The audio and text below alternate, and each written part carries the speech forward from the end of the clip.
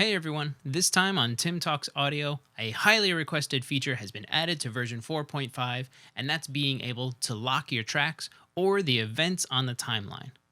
We're going to dive right into the DAW and take a look at how to lock your track, and then how to lock your events and what the locks actually do. Here we are inside the DAW, and we're going to pay attention to our background vocal track here. I've gone ahead and cleared out some of the extra noise and just highlighted the areas where there's actually vocals. Firstly, let's take a look at how to lock the track as a whole. What we're going to do in the arrange portion is right-click on the track.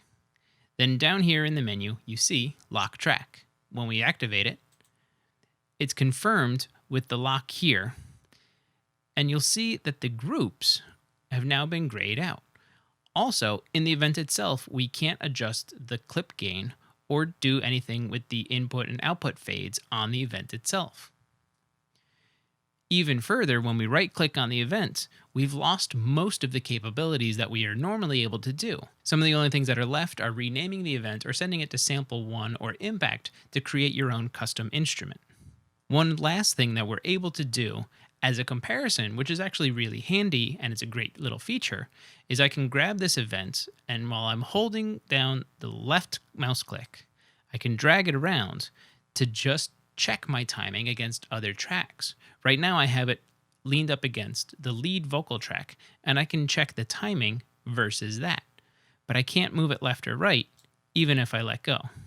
It'll show me, but it won't actually move it. It's just a reference to it.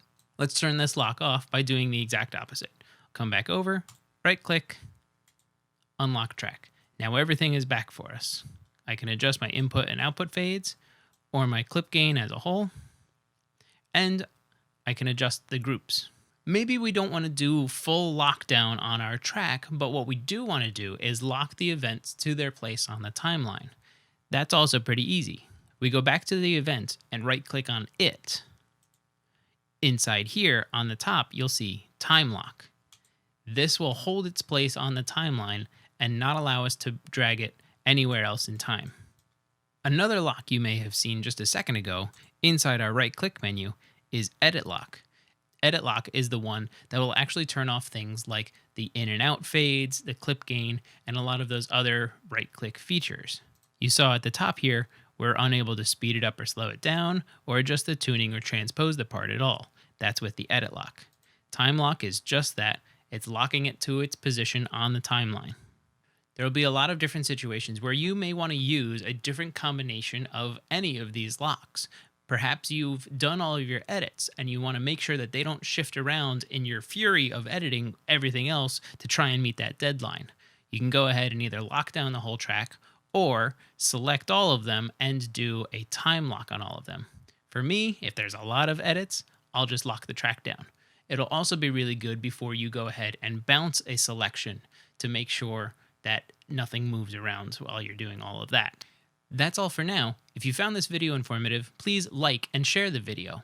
For more, please visit timflansbaum.com, and if you have a question, ask it in a comment and I'll answer it in a future video. Thanks for watching.